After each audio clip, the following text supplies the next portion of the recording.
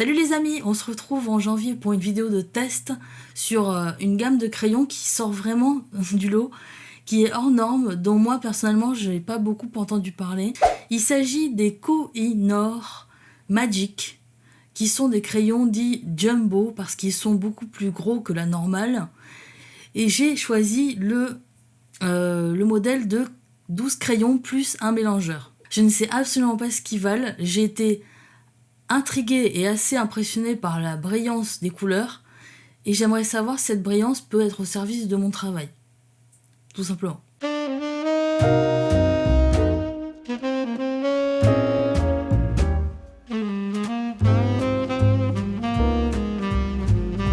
Ces crayons sont d'une facture magnifique. Koh-i-Noor, pour ceux qui ne savent pas, c'est une marque tchèque et qui date de 232 ans, je crois, quelque chose dans ces eaux-là. Et en fait, c'est quand même une marque qui attache de l'importance à ses produits. Ça se voit d'ailleurs à la facture de ces crayons-là, qui sont très beaux, qui sont très bien finis, et qui sont déjà un peu... comment dire ? Il y a déjà un aspect qui m'intrigue par leur... incongruité. À défaut d'un meilleur mot, parce que leur mine est vendue comme très résistante à la casse, c'est écrit sur la boîte, ce qui me fait penser plutôt à une gamme pour les enfants, parce qu'en général, les paquets sur lesquels on voit ça, les paquets de crayons de couleur, c'est plutôt pour les enfants quand même. Donc déjà, ils mettent ça en évidence sur leur paquet, et en même temps, la manière dont on les taille, ça ne passera pas par un taille-crayon normal. Ils sont tellement gros que ça ne rentre dans aucun taille-crayon standard, donc c'est pas forcément pour les mains d'enfants, puisqu'il va falloir le tailler avec un cutter ou un type d'outil type X-Acto. Donc honnêtement, je sais pas trop que penser de tout ça, c'est pas très logique, il y a beaucoup d'éléments contradictoires. Le fait est que ce crayon est impressionnant parce qu'il y a aussi, et c'est là qu'il se démarque des autres, c'est qu'il y a 3 mines différentes, de différentes teintes, dans chaque crayon. 3 mines. Donc, il est dit qu'en tournant le crayon, qui est de forme triangulaire, on peut changer de teinte.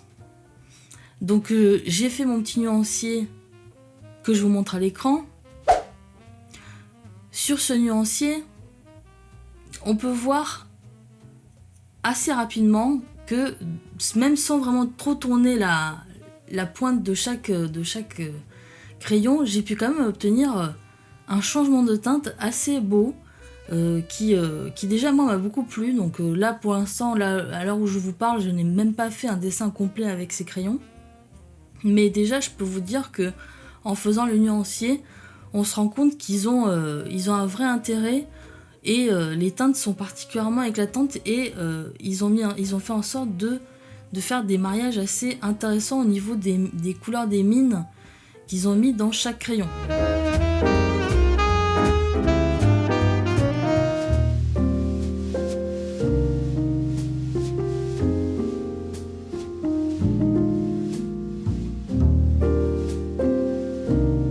On se retrouve face bureau avec le sujet que je vais dessiner aujourd'hui en timelapse. Il s'agit d'un courtisan de l'époque Heian qui est en habit de Sokutai, c'est-à-dire qu'on le reconnaît grâce à ses vêtements à plusieurs couches. Et je pense que je vais lui donner un rang assez élevé puisque je vais l'habiller de couleur plutôt pourpre, couleur réservée aux nobles de haut rang. Donc voilà, je vais me faire plaisir, je vais lui donner un rang élevé, voilà. Et je suis impatiente de voir ce que les crayons vont donner. Parce qu'encore une fois, chaque crayon ayant 3 mines à l'intérieur, si je mélange donc 2 crayons entre eux, ça fait tout de suite 6 mines. Je sais pas du tout comment je vais m'en sortir. Sincèrement, je m'interroge en fait. Je verrai bien ce qu'il advient à la fin du timelapse. On débriefera ça ensemble, mais... je sais pas du tout à quoi m'attendre, je vous le dis sincèrement. On verra bien. Hein. Allez, c'est parti.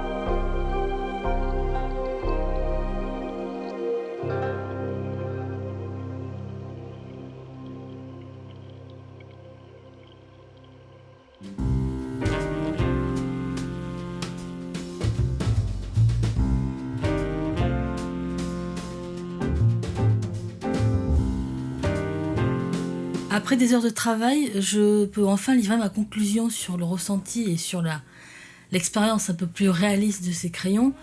Je trouve que dans la première partie du travail, dans la mise en place de l'illustration, on gagne beaucoup de temps avec les mélanges un peu déjà préétablis, vu qu'il y a la combinaison des 3 mines dans un seul crayon. Donc le mélange entre crayons n'est pas vraiment un problème, ce dont j'avais un peu peur au départ. Par contre, sur la seconde partie du travail où il faut être un peu plus précis, la taille des mines, enfin la taille des crayons m'a posé un problème. Là par exemple pour moi, je ne considère pas mon dessin comme terminé, mais je sais que je ne peux pas aller au-delà avec ces crayons-là. Ça me demandera l'utilisation d'autres matériaux. Et comme avec vous je veux être très transparente, avec ces crayons, je ne peux tout simplement pas faire des belles finitions. Le résultat est tout de même assez satisfaisant. Et il m'arrive de pas forcément terminer des dessins, c'est rare quand même, mais là, étant donné le diamètre exceptionnel de ces crayons, de ces Kohinoor Magic, il m'est difficile de faire autrement. Donc, en définitive, un très bon produit, avec des mélanges satisfaisants, mais qui n'est pas fait pour être travaillé seul, si vous voulez aller au-delà du simple moment récréatif et du simple plaisir de découvrir ces couleurs qui se mélangent un petit peu de façon magique. Nous voici à la fin de cette vidéo. J'espère qu'elle vous a plu, qu'elle vous a été utile et qu'elle vous a permis de vous renseigner un petit peu sur ces crayons à part. J'espère vous retrouver comme d'habitude le mois prochain en février avec peut-être un nouveau test ou peut-être quelque chose d'un peu plus technique, on verra. Mais je sais que c'est plutôt les tests qui vous plaisent, je vois bien. Donc j'ai plein de choses à tester encore, donc ça c'est pas un souci. Aimez, partagez et parlez de cette vidéo autour de vous, ça sera formidable si vous le faites. Abonnez-vous si c'est pas déjà fait. On se retrouve en février pour un nouveau test. D'ici là, portez-vous bien et surtout, dessinez, faites-vous plaisir. Salut!